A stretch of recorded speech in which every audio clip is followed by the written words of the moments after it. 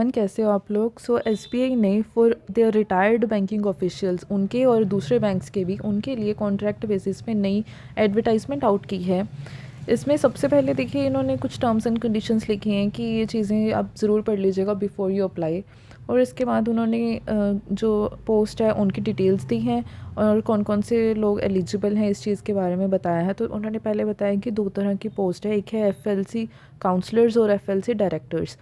तो एफएलसी जो काउंसलर्स हैं वो किस पोस्ट पे होने चाहिए at the time of retirement, means ये पोस्ट है हमारे उन ऑफिशियल्स के लिए जो रिटायर हो चुके हैं, ठीक है।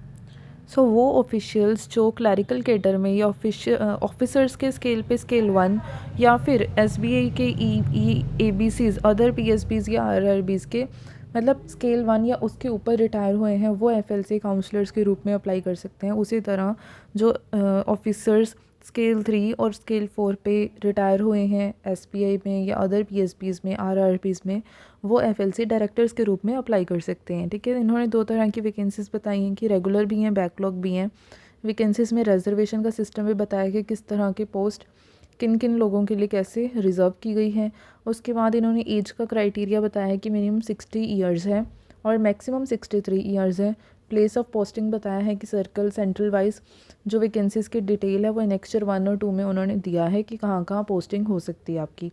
उसके बाद इन्होंने पे का या रिनोमिनेशन का स्ट्रक्चर बताया है कि मंथली बेसिस पे क्लरिकल जो कैडर में रिटायर हुए हैं उनको 30,000, फिर GMGS 1 के 40,000 उनको मिल सकती है, MMGS सेकंड में 45,000। ये सारा उन्होंने पे स्ट्रक्चर बताया। उसके बाद उन्होंने बताया है कि एज क्राइटेरिया क्या है कि 60 ईयर्स से कम आपकी एज नहीं होनी चाहिए और 63 ईयर्स से ज़्यादा नहीं होनी चाहिए।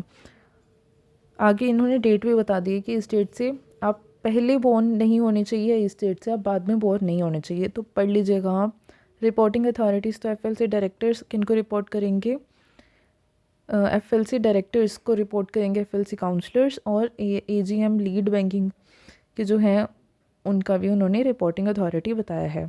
उसके बाद पीरियड ऑफ कॉन्ट्रैक्ट की बात करें तो वो भी बताया उन्होंने कि मिनिमम 1 ईयर है और मैक्सिमम 3 ईयर्स है। ये डिपेंड करेगा कि पहले तो उन्होंने बताया कि वो 2 साल का कॉन्ट्रैक्ट रखेंगे आपके साथ और 3 साल का वो एक्सटेंड कर सकते हैं डिपेंडिंग अपॉन योर परफॉर्मेंस। पर अगर आपकी एज वो 65 ईयर्स हो जाएगी तब आपका ये कॉन्ट्रैक्ट ख़त्म हो जाएगा। फिर नोटिस पीरियड के बारे में बताया है कि मिनिमम आपको 30 डेज़ का नोटिस आपको देना पड़ेगा, आपको या बैंक को, बिफोर कॉन्ट्रैक्ट को ख़त्म किया जा सके। उसके बाद उन्होंने लीव्स का बताया है कि जो कोई भी ऑफिसर जो री एम्प्लॉय होगा उसको 30 डेज़ की 1 साल में लीव दी जाएंगी, अवेलेबल कराई जाएंगी।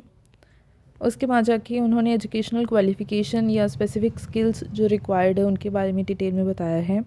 एफएलसी काउंसलर्स के लिए एलिजिबिलिटी क्राइटेरिया बताया, फिर डायरेक्टर्स के लिए भी बताया है। एजुकेशनल क्वालिफ़िकेशन इन्होंने कोई नहीं रखी क्योंकि एलिजिबिलिटी ही इन्होंने पूरी रख रखी है यहाँ पे। नेक्स्ट रोल और रिस्पॉन्सिबिलिटीज़ बताएं कि इनका क्या रोल होगा वंस दे ज्वाइन। फिर इसके बाद there is a selection process. तो सिलेक्शन प्रोसेस में वो पहले आपकी जब एप्लीकेशंस आप भर देंगे तो पहले आपको शॉर्टलिस्ट करेंगे कैंडिडेट्स को। उसके बाद शॉर्टलिस्टेड कैंडिडेट्स का इंटरव्यू होगा और इंटरव्यू के बाद मेरिट लिस्ट तैयार की जाएगी, ठीक है। उसके बाद हाउ टू अप्लाई का प्रोसीजर इन्होंने बताया है कि एसबीआई की वेबसाइट पे जाके, ये 2 इन्होंने साइट्स बताई हैं, यहाँ पे जाके आप अप्लाई कर सकते हैं। ये प्रोसेस लिखा हुआ है तो सारा पढ़ सकते हैं आप, किस तरह से डॉक्यूमेंट्स अपलोड करने हैं, सिग्नेचर वगैरह किस तरह से अपलोड करनी है चीज़ें, ठीक है। फिर उसके बाद जर्नल गाइडलाइंस हैं, एलिजिबिलिटी क्राइटेरिया फिर दोबारा इन्होंने एक्सप्लेन किया है सारा, मैंने आपको पहले भी बता दिया, तो ये पढ़ लीजिएगा सारा। उसके बाद कैंडिडेट्स इन्होंने 2 तरह के एलिजिबिलिटी क्राइटेरिया बताए हैं। एक तो है जो ऑफिशियल्स एसबीआई से रिटायर हैं और दूसरे उनके लिए जो ऑफिशियल्स किसी और पीएसपी या आरआरबी से रिटायर हुए हैं। फिर कॉमन टर्म्स एंड कंडीशंस हैं, इनकी क्रेडेंशियल वेरिफिकेशन के बारे में बताया है, वर्किंग आवर्स क्या होंगे, सर्विस रूल्स क्या होंगे, ये सारी चीज़ें लिखी हुई हैं, तो आप पढ़ सकते हैं इन सबको।